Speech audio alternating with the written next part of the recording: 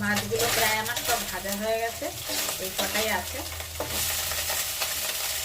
কতগুলো মাছ হয়েছে দেখো, এগুলো হয়ে গেছে, তুলে নিই। কড়ার ভিতরে আমি অল্প একটু তেল দিয়েছি, অল্প একটু দিলাম কালো জিরে।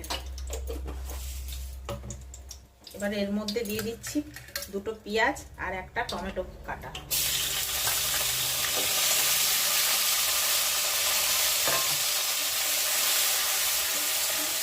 পেঁয়াজ টমেটো দেখো কত সুন্দর করে ভাজা হয়ে গেছে। মাছটা কিন্তু আমার হয়ে গেছে। এবার আমি উপর থেকে ধনেপাতা দিয়ে দিচ্ছি।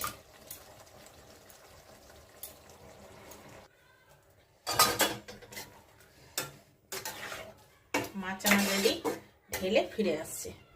তো দেখো বন্ধুরা, মাছের কালারটা দেখো, আর রেসিপিটা দেখলে অবশ্যই কমেন্টে জানিও যে এই রেসিপিটা তোমাদের কেমন লাগলো।